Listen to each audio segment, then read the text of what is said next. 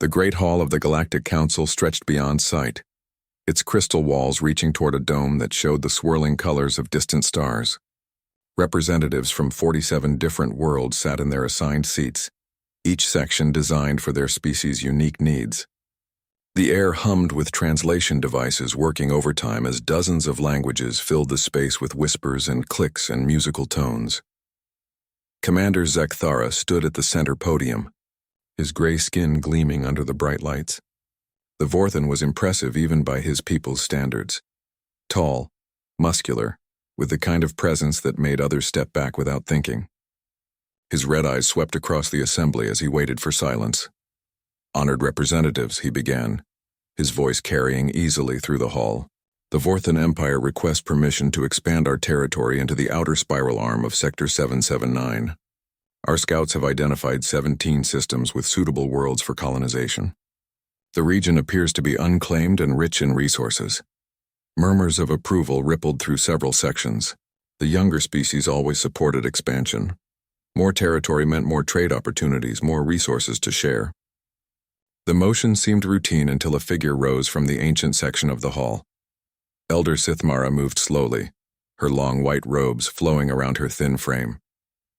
The ethereal collective representative was old even by her people's standards, and when she spoke, her mental voice touched every mind in the hall directly. "This expansion cannot be permitted," she said, her thoughts heavy with urgency. "The region contains a forbidden world." Zekthara's eyes narrowed. "Forbidden? By whose authority?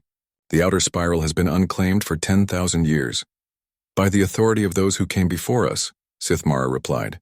"The world is called Earth. It orbits a yellow star in what the inhabitants call the Sol system. The species there are known as humans. They are absolutely forbidden to contact or harm under the most sacred laws." Laughter erupted from the younger species sections. The Kethran representative chittered in amusement. "Sacred laws? Elder, with respect, these sound like old superstitions. If this species is so dangerous, why have we never heard of them?" "Because they sleep," Sithmara said simply. "And it is better for all of us that they remain sleeping." Zekthara stepped forward, his voice rising. "This is absurd. Are we to be governed by the fears of extinct civilizations? The Vorthan Empire has conquered worlds across 3 sectors. What could one primitive species possibly do to threaten us?" But when Zekthara looked toward the ancient species sections, he saw something that made him pause. The ethereal collective, the crystal singers, the mind weavers, species so old that their histories stretched back to the beginning of galactic civilization, all sat in perfect silence. Their representatives exchanged looks that spoke of shared knowledge and mutual fear. Elder Yith of the Crystal Singers rose next, her crystalline form catching the light and throwing rainbows across the hall. When she spoke, her voice rang like distant bells. "The young commander asks what one species could do. The answer is simple. They could end us all. Not through conquest, but through something far worse." "What could be worse than conquest?" demanded the Kethran representative. "Justice," Yith replied. The word fell into the hall like a stone into still water, sending ripples of unease through the assembled representatives. The ancient species knew something, but they were not sharing the full truth. Zekthara felt his patience wearing thin. "If you have knowledge of this species, share it openly. The Council deserves to know why valuable territory should remain off-limits based on old stories." Sithmara closed her eyes, and for a moment her mental voice carried echoes of vast sadness. "Some stories are not meant to be retold, young warrior. Some knowledge is too dangerous to share freely. The humans are protected not for their sake, but for ours. They are forbidden because we do not harm them." "That makes no sense," Zekthara said. "If they are weak enough to need protection, how could they threaten anyone?" "They do not need protection," Sithmara replied. "We need protection from what they become when they are harmed." The hall fell silent.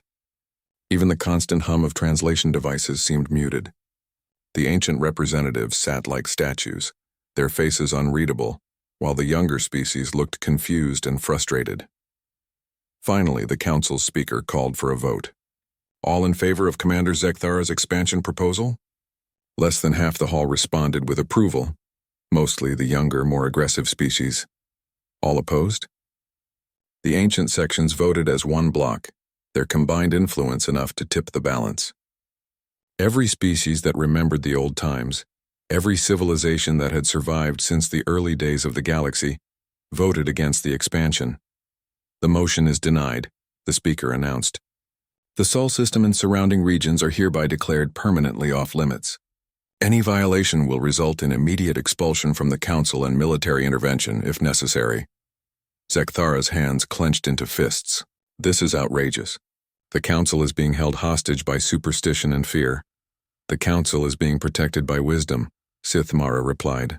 Commander, I have seen the rise and fall of 100 civilizations. I have witnessed wars that consumed entire star systems. But nothing I have ever seen frightens me as much as the thought of humans awakening to their true nature. And what nature is that? Zekthara demanded. Sithmara looked at him with eyes that held 10,000 years of memory. They are what we made them to be long ago when the galaxy was young, and we thought ourselves wise enough to play God. We created the perfect peacekeepers, and when their work was done, we helped them forget what they were. Now they live simple lives on their small world, dreaming human dreams instead of the nightmares that once consumed them. You speak in riddles. Elder, I speak in hopes that you will listen to wisdom instead of following ambition into darkness. Sithmara turned to address the entire assembly. The vote is concluded. The prohibition stands. Any who violate it do so at their own risk and the risk of every living being in this galaxy. As the session ended and representatives began filing out, Zekthara remained at the podium, his red eyes burning with humiliation and anger. He had been denied by old creatures clinging to ancient fears. His empire's expansion had been stopped by stories and superstitions, but Zekthara was not the type to accept defeat gracefully. If the council would not tell him the truth about these humans, he would discover it himself. After all, how dangerous could one primitive species really be? As he watched the ancient representatives leave, still whispering among themselves in worried tones, Zekthara began forming a plan. He would send scouts to observe this Earth from a safe distance. He would learn the truth about humanity, and if they proved to be as harmless as they appeared, he might just claim their world for the Vorthan Empire, council prohibition or not. Behind him, Elder Sithmara paused at the hall's entrance and looked back. For just a moment, her mental voice touched his mind directly, carrying a weight of sadness that made him stagger. I pray you listen to wisdom, young warrior. For all our sakes, do not wake the sleepers. Then she was gone, leaving Zekthara alone with his ambition and his growing determination to learn the truth about the forbidden world called Earth. 3 weeks after the Council's rejection, Zekthara stood in the command center of his personal ship, watching data streams flow across holographic displays. Despite the prohibition, he had secretly sent his most advanced reconnaissance drones toward the Sol system. The small, cloaked devices could observe from the edge of the system without being detected by primitive sensors. Report, he commanded as his chief intelligence officer approached. The initial scans are complete. Commander, Officer Veltana said, her voice carrying confusion. The results are as unexpected. The main display shifted to show a blue and green world orbiting a yellow star. Earth looked peaceful from space, with white clouds swirling over brown and green continents. The planet appears to support a single intelligent species, Veltana continued. They call themselves humans, as the Elder predicted. But sir, they are barely spacefaring. Their technology is crude compared to even our earliest member worlds. Zekthara studied the images his drones had captured. Cities of metal and glass spread across the continents. But they were primitive things compared to the crystal spires of advanced worlds. What is their military capability? Limited to their own planet mostly. They have some satellite networks and a few small stations in orbit, but nothing that could threaten even a single council ship. Their weapons are chemical-based projectiles and basic energy systems. They appear to be divided into nearly 200 separate nations, many of which are in conflict with each other. Conflict? Zekthara perked up with interest. They fight among themselves? Constantly, sir. The drones have recorded dozens of ongoing disputes, from small border clashes to large-scale conflicts involving millions of their people. They seem incapable of unifying even their own world. Zekthara felt his anger rising again. This was what the ancient species feared? A primitive, divided world that could not even achieve planetary peace? The Council had denied the Vorthan Empire valuable territory over creatures that were barely more advanced than animals. Continue monitoring, he ordered. I want to know everything about these humans. Their strengths, their weaknesses, their history.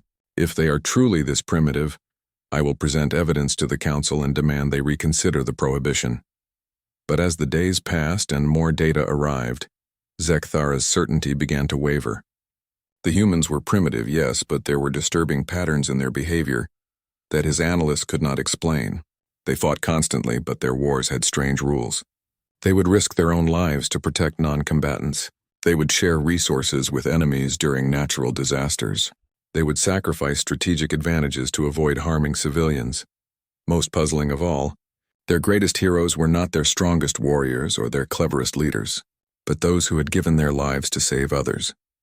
Their stories, their songs, their art, all celebrated individuals who chose death over allowing others to suffer. It makes no tactical sense, Veltana reported during one of their analysis sessions. They have weapons capable of destroying entire cities, but they hesitate to use them even against enemies. They could win their conflicts quickly through overwhelming force, but they choose slower, more costly methods to minimize casualties. Perhaps they are simply weak, Zekthara said, but his voice lacked conviction. Sir, I have been studying their history files. These humans have survived planetary disasters that would have ended most species. Ice ages, asteroid impacts, volcanic eruptions that blocked out their sun. Each time they adapted and survived. And when their population drops too low, they reproduce at incredible rates. Their survival instinct is actually quite remarkable. Frustrated by the contradictions, Zekthara made a decision that would change everything. If the council records contained nothing useful about humanity, perhaps the older archives would have answers. The precursor ruins scattered throughout the galaxy were mostly empty, but some still held functioning data systems. 3 days later, Zekthara found himself standing in the ruins of a precursor facility on a dead world at the galaxy's edge. The ancient builders had vanished 50,000 years ago, leaving behind only empty cities and sealed databases. Most were corrupted beyond repair, but this facility still hummed with power. His technical team worked for hours to access the encrypted files. The precursor language was only partially understood, and their data storage methods were far beyond current technology. But eventually they managed to unlock fragments of information. What they found chilled Zekthara to his core. The files spoke of something called the Great Purge, a war that had consumed the galaxy in its youth. Entire species had been wiped out. Worlds had been burned to ash. The death toll was beyond counting. But then the files mentioned something else. The Guardians. They were made to end the war, the translated text read. Created from the finest genetic material, enhanced beyond natural limits, programmed with an unbreakable drive to protect the innocent. They could not be reasoned with. They could not be bought. They could not be stopped. They hunted the warmongers across 10,000 worlds and showed mercy only to those who surrendered completely. More fragments spoke of the aftermath. The galaxy begged for peace. The Guardians granted it, but at a price. They reshaped our civilizations, our laws, our very thoughts about conflict. They made war itself unthinkable. And when their work was complete, they chose exile over rule. One phrase appeared repeatedly in the corrupted files. They dream of war, so we may know peace. Zekthara's hands trembled as he read the final accessible fragment. The Guardian project has been terminated. The enhanced beings have been relocated to a protected world, where their modifications will remain dormant. Their descendants will live normal lives, free from the burden of their purpose. The location of this world is classified at the highest level. Under no circumstances should they ever be awakened to their true nature. Sir? Veltana's voice seemed to come from very far away. Commander, are you all right? Zekthara stared at the ancient text, his mind racing. Humans were not just another primitive species. They were the descendants of beings that had ended the greatest war in galactic history. The genetic modifications were dormant, but what if something triggered them? What if the humans remembered what they used to be? Sir, we are receiving an urgent message from our scouts at Earth. One of his technicians called out. What is it? Zekthara asked, though part of him already feared the answer. The humans appear to be developing faster than expected. Their technology has advanced significantly in just the past few weeks. And sir, they have begun looking toward the stars with what our behavioral analysts describe as recognition. Zekthara felt the blood drain from his face. The monitoring itself might have triggered something. The very act of watching them could have begun awakening genetic memories that had slept for 50,000 years. As he stared at the ancient warnings scrolling across his display, Zekthara finally understood why the elder species had been so afraid. The humans were not forbidden because they were weak and needed protection. They were forbidden because they were the galaxy's sleeping watchdogs. And someone had just started making noise in the house they were supposed to guard. The question now was whether he could stop what he had accidentally set in motion, or if it was already too late to keep the Guardians from waking up. Fear and ambition warred in Zekthara's mind as he returned to Vorthon space. The precursor files had shaken him, but they were 50,000 years old. The humans he had observed were clearly not the enhanced beings described in those ancient records. They were primitive, divided, and weak. Perhaps the genetic modifications had faded over time. Perhaps the warnings were just the paranoid fears of a dead civilization. His pride demanded that he prove the Council wrong. The humiliation of being denied his expansion still burned in his chest like acid. If he could conquer Earth quickly and quietly, he could present the Council with a fait accompli. A primitive world successfully claimed, with no sign of the terrible Guardians mentioned in moldering files. 2 months after discovering the precursor archives, Zekthara assembled a small invasion force, not the massive fleet that would be needed for a major conquest, but a surgical strike team designed to overwhelm Earth's primitive defenses before anyone could send a distress signal. 12 ships cloaked and armed with weapons that could level cities from orbit. Remember, he told his commanders during the final briefing, this is to be a demonstration. Minimal casualties, maximum shock. Show them our superior technology. Accept their surrender and establish Vorthon authority. We are not barbarians. We are liberators bringing these primitives into the galactic community. The fleet entered the Sol system under cloak, approaching Earth from the dark side where their ships would be hardest to detect. The planet looked as peaceful as ever, blue and white and green, with no sign that its inhabitants had any idea what was coming. The first sign that something was wrong came when they tried to establish orbit. Commander, his navigation officer reported, we are detecting unexpected interference. The humans have some kind of early warning system we missed in our reconnaissance. Impossible, Zekthara replied. Their technology is decades behind ours. What kind of interference? Unknown, sir. It appears to be coming from their civilian communication networks, random signals that are somehow coordinated across the entire planet. On the main screen, Earth continued to look peaceful, but now Zekthara noticed something odd. The lights of the nighttime cities seemed brighter than before, and there were new patterns in the satellite networks orbiting the planet.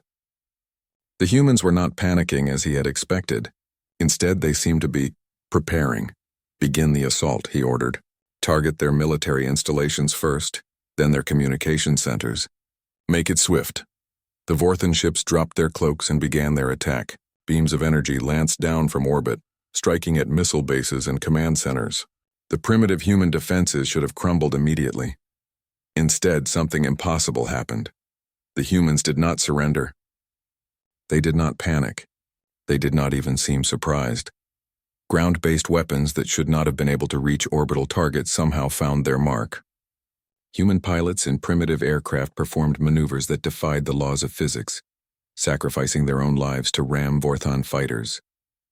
Soldiers abandoned tactically sound positions to rescue wounded civilians, then returned to fight with an intensity that made Zekthara's veterans uncomfortable. Sir, his communications officer called out, we are receiving transmissions from the human forces. Put them through, Zekthara ordered. The voice that came through the speakers was calm, almost gentle. It belonged to a human female speaking in accented English, that the translation systems rendered perfectly. Attention unknown vessels. You have attacked civilian targets and killed innocent people. This is your only warning. Withdraw immediately or face the consequences. Zekthara laughed despite himself. The consequences? What consequences could they possibly threaten us with? But even as he spoke, he was watching his tactical displays with growing unease. His ships were taking damage from weapons that should not have existed. Human forces were coordinating their efforts with an efficiency that spoke of long planning and preparation. Most disturbing of all, his own troops were reporting psychological effects that made no sense. Commander, Captain Drath called from the surface assault team, my soldiers are requesting immediate extraction. They report that the humans are unsettling them. Unsettling how? They do not fight like any enemy we have faced, sir. They sacrifice themselves without hesitation to save others, even strangers. They share their last ammunition with wounded enemies. They sing while they die. My troops say it is like fighting ghosts who have already accepted death. Zekthara frowned. Are they drug users? Some kind of chemical enhancement? No, sir. Medical scans show they are completely normal biologically. But, sir, yesterday one of my squads was pinned down in a human city. A human child, no more than 10 years old, ran through crossfire to bring them water and medical supplies. When we asked why, she said it was because we looked thirsty and hurt. Commander, my soldiers are starting to question why we are here. The reports that followed painted an increasingly disturbing picture. Humans throwing themselves onto grenades to save wounded Vorthans. Human doctors treating injured invaders alongside their own wounded. Human civilians creating safe corridors for Vorthan soldiers who had become separated from their units. Most unnerving of all were the dreams. The entire invasion force is experiencing the same nightmares. The fleet psychologist reported, dreams of vast space battles, of weapons that can crack planets, of entire species begging for mercy. The dreams always end the same way, with beings that look like humans but different somehow. Enhanced, perfect, and absolutely terrifying in their compassion. Zekthara felt a chill run down his spine. Enhanced humans? Yes, sir. But these dream humans are not like the ones we are fighting. They are stronger, faster, more intelligent, and they all share the same expression. Infinite sadness combined with absolute determination. The troops are calling them the guardian angels, and they are having trouble sleeping. As the days passed, the invasion began to fall apart, not through military defeat, but through psychological collapse. Vorthan soldiers started refusing orders to target civilian areas. Some began deserting to help with human refugee efforts. Others simply sat in their positions, staring at the sky and weeping for reasons they could not explain. The breaking point came when a human family brought food to a Vorthan bunker, where soldiers had been trapped for 3 days without supplies. The humans knew their enemies were hungry, so they shared what little they had. When the Vorthan commander tried to take them prisoner, his own troops stopped him. Sir, Sergeant Valk said, tears streaming down his scarred face, I cannot do this anymore. These beings, they are what we should aspire to be. How can we conquer people who show us more mercy than we show each other? That night, Zekthara made the hardest decision of his military career. He ordered a full withdrawal from Earth, claiming equipment failures and unexpected resistance. But as his ships pulled back to the edge of the Sol system, he knew the truth. The humans had not defeated his invasion through superior weapons or tactics. They had defeated it by being themselves, creatures so fundamentally decent that fighting them became psychologically impossible for anyone with a conscience. And deep in the back of his mind, Zekthara wondered if this was how it had begun 50,000 years ago. If this quiet, implacable goodness was what had ended the Great Purge and shaped the galaxy into something better. As Earth fell away behind them, growing smaller until it was just another blue dot among the stars, Zekthara realized he had made a terrible mistake. He had not conquered a primitive world. He had poked something that had been sleeping peacefully, and now it was beginning to stir. Across Earth, something was changing. Dr. Sarah Chen had always been a practical woman. As a neuroscientist at Stanford University, she believed in data, evidence, and rational explanation for everything. So when she woke up 3 days after the alien invasion ended, remembering things that had never happened to her, she tried to find a logical explanation. The memories were impossibly vivid.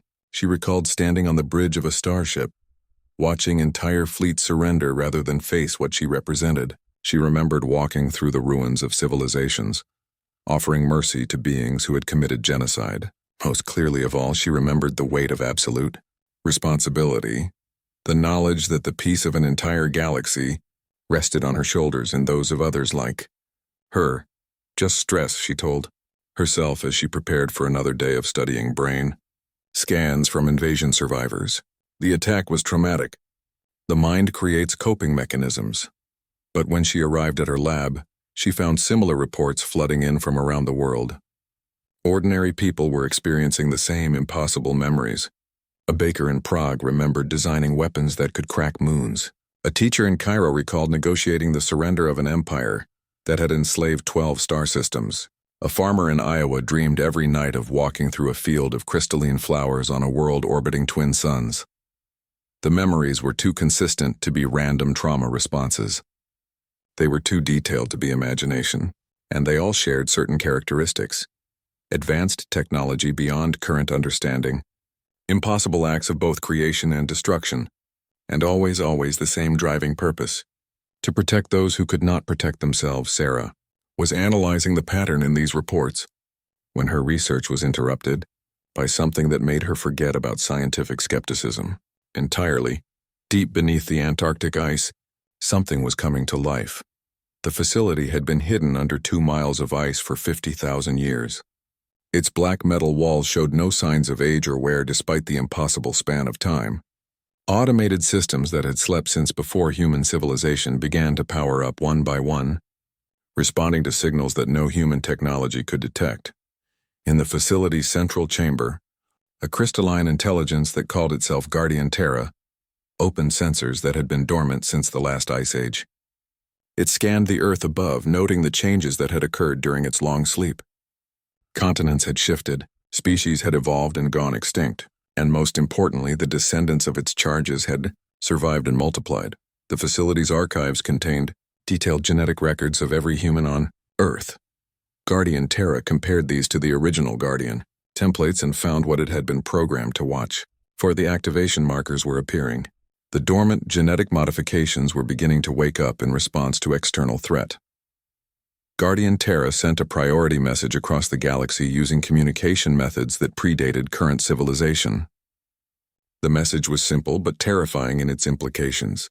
Inheritor species under attack awakening protocol initiated. The message reached the Galactic Council chambers just as Elder Sith Mara was addressing a concerned assembly about strange reports from the outer spiral. When the ancient signal registered on monitoring systems that most species had forgotten existed, she collapsed as if physically struck. "What is it?" the speaker demanded as medical teams rushed to aid the fallen elder. With her dying breath, Sith Mara whispered words that sent panic through every species old enough to remember the ancient warnings. "The Guardians are waking up." Back on Earth, the changes were accelerating. Sarah Chen found herself understanding scientific principles that should not have been discovered for centuries. A construction worker in Detroit began sketching designs for buildings that could withstand planetary bombardment. A kindergarten teacher in Tokyo started speaking languages that would not evolve for another 1,000 years. But the most significant change was not in what humans could do, it was in what they would not tolerate. Around the globe, conflicts that had raged for decades suddenly ended. Not through negotiation or political pressure, but because ordinary people simply walked into war zones and refused to leave until the fighting stopped. They stood between enemy armies with nothing but determination and an absolute certainty that what they were doing was right. In Syria, a grandmother named Amara walked into a battlefield where government forces and rebels had been fighting for control of a refugee camp. She carried no weapons, wore no armor, and spoke to no leaders. She simply sat down in the middle of the crossfire and began singing a lullaby. Within hours, soldiers from both sides had stopped shooting. By evening, they were working together to evacuate civilians from the combat zone. When journalists asked the fighters why they had ceased hostilities, none could give a coherent answer. They just knew that continuing to fight while Amara was sitting there was impossible. Similar incidents occurred worldwide. In Kashmir, opposing troops began sharing food and medical supplies after a local farmer refused to leave his field despite the danger. In Somalia, warring clans declared a permanent ceasefire when children started walking between their positions, offering water to anyone who looked thirsty. The world's leaders watched these developments with growing alarm. Military commanders reported that their soldiers were becoming increasingly reluctant to engage in combat operations. Police forces found themselves unable to use excessive force even in legitimate situations. Everywhere, people were acting with a level of compassion and moral certainty that defied normal human behavior. Dr. Chen, meanwhile, had connected her research to global databases and made a discovery that changed everything. The genetic markers she had been tracking were not random mutations or stress responses. They matched perfectly with theoretical models for engineered genetic modifications, enhancements so sophisticated that current science could barely understand them, let alone replicate them. Someone, long ago, had deliberately altered human DNA. They had built triggers into the genetic code that would activate under specific circumstances, and those triggers were designed to turn ordinary humans into something far more than human. As she stared at the data, Sarah felt another wave of impossible memories wash over her. This time she remembered being in a laboratory very much like this one, but impossibly advanced. She remembered other beings, her colleagues, her friends, working to perfect the modifications that would create the ultimate peacekeeping force. She remembered making the choice to forget, to let their descendants live normal lives until they were needed again. And she remembered the solemn promise they had all made, that when the galaxy faced another great war, the Guardians would return. Sarah picked up her phone with trembling hands and began making calls. Around the world, others like her were doing the same thing. Scientists and teachers and farmers and workers, all suddenly remembering skills and knowledge that belonged to a different age, all understanding with crystal clarity what they were meant to do. The Guardians were awakening, and this time they would not settle for ending just one war. They would ensure that the concept of large-scale conflict became impossible for any species anywhere, ever again. The galaxy was about to learn why humans were forbidden, not because they needed protection, but because when they were awakened to their true purpose, no force in the universe could stand against beings who fought not for conquest or glory, but for the absolute right of all creatures to live in peace. And somewhere in the outer spiral, Commander Zekthara received a message that made his blood turn to ice. "This is Guardian Terra. You have violated the protected zone. You have threatened our charges. You have 15 standard days to withdraw all forces from this sector and submit to peacekeeping protocols. This is your only warning." The message was delivered in perfect Vorthan, despite the fact that the language had not existed when the message's sender was supposedly built. The truth came in fragments like pieces of a puzzle scattered across 50,000 years of hidden history. In the deepest archives of Guardian Terra, records began playing that had not been accessed since the facility was sealed. Dr. Sarah Chen watched them with a mixture of wonder and horror. Her enhanced memories now clear enough to understand every detail. The images showed a galaxy at war with itself. Species that should have been exploring the stars together were instead burning each other's worlds. The Draconi Empire had enslaved entire sectors.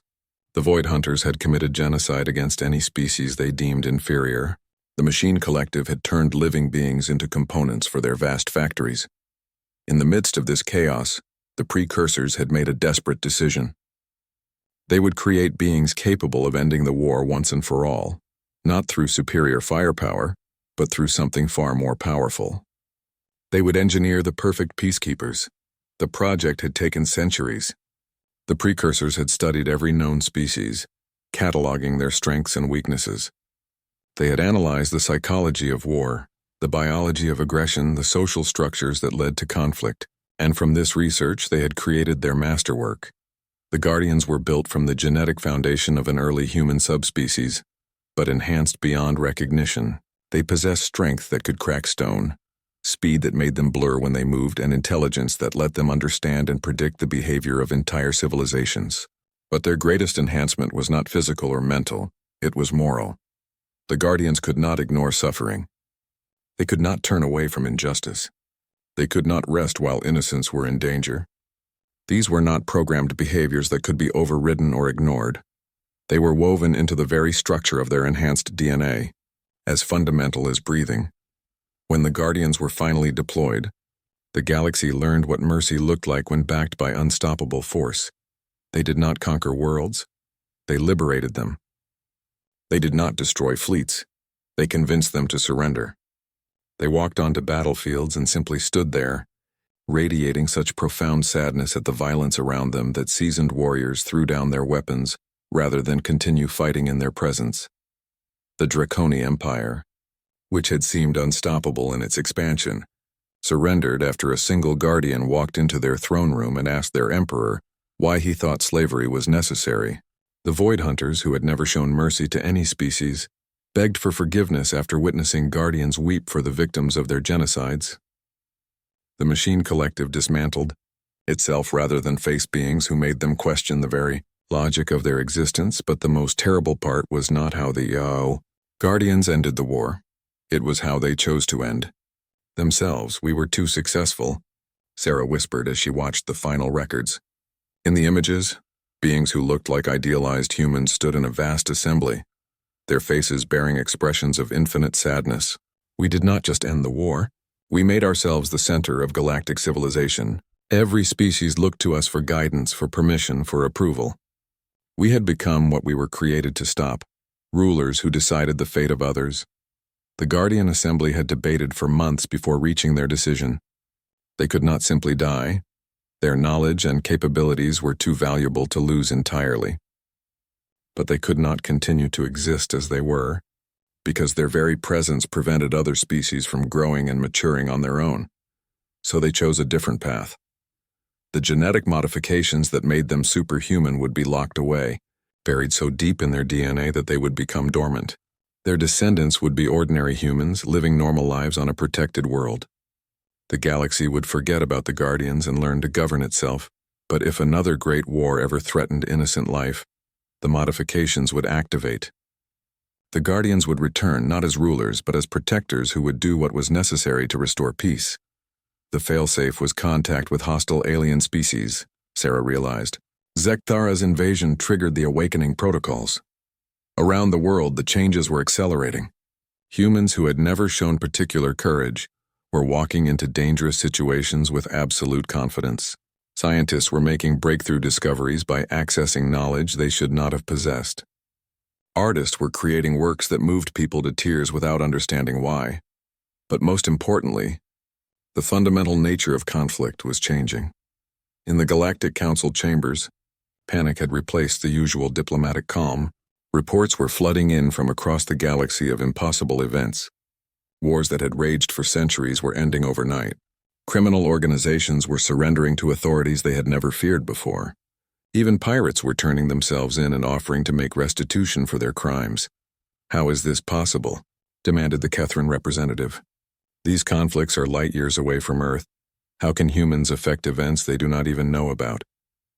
Elder Yeath of the Crystal Singers, one of the few ancient representatives who had survived long enough to remember the old stories, provided the answer.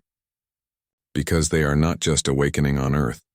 Guardian genetic material was spread throughout the galaxy during the original project. Every species has some humans among their populations, refugees, traders, settlers, and when the awakening began, it affected all of them simultaneously. The implications were staggering. Humans existed in small numbers on thousands of worlds in hundreds of different societies. Most had been there so long they were considered native populations. But now all of them were beginning to remember what they truly were. On Vorthan Prime, a human named Marcus, who had served in the Empire's military for 20 years, suddenly found himself unable to follow orders that would harm civilians. When his commanders tried to court-martial him, his fellow soldiers, all Vorthans, refused to participate in the proceedings. On the Crystal Singer homeworld, a human artist named Elena began creating sculptures that somehow convinced viewers to resolve their conflicts peacefully. The artwork was so moving that the entire planetary government resigned and asked her to help them create a more just society. Everywhere, the pattern was the same. Humans were not conquering or ruling. They were simply being themselves, and their presence was making violence psychologically impossible for those around them. Commander Zekthara, meanwhile, had returned to Vorthan space only to find his own empire dissolving around him. His troops refused to fight. His citizens demanded peaceful solutions to all conflicts. His own generals were asking why they needed an army when there were better ways to resolve disputes. When Guardian Terra's message reached him, Zekthara felt something he had never experienced before. Not fear, but a deep, crushing sense of shame. He realized that he had spent his entire life pursuing goals that were fundamentally wrong. Conquest was not strength, it was weakness. True power lay in protecting others, not in dominating them. He sent a reply to Earth, broadcasting on all frequencies so that the entire galaxy could hear. "This is Commander Zekthara of the Vorthan Empire. I formally surrender all claims to Earth and the Sol system. I request permission to travel to Earth, to personally apologize for my actions and to learn how my people can better serve the cause of peace." The response came not from Guardian Terra, but from Dr. Sarah Chen, speaking for all awakened humans. Your apology is accepted, Commander. But more than that, you are forgiven. Come to Earth not as a surrendering enemy, but as a friend who lost his way and wants to find a better path. We will help you, as we will help all who choose peace over conflict. As Zekthara's ship turned toward Earth, carrying the first non-human ambassador to visit the world in 50,000 years, the galaxy began to understand the true meaning of the ancient prohibition. Humans were forbidden not because they were weak, but because they were what every other species aspired to be. They were forbidden not because they needed protection, but because their very existence served as a reminder of what the galaxy could become if it chose compassion over conquest. And now that they were awake again, the age of large-scale warfare was ending, not through force or threat, but through the simple, inexorable power of beings who refused to accept that violence was inevitable. The Guardians had returned, and they brought with them the most terrifying weapon in the universe, hope for a better tomorrow.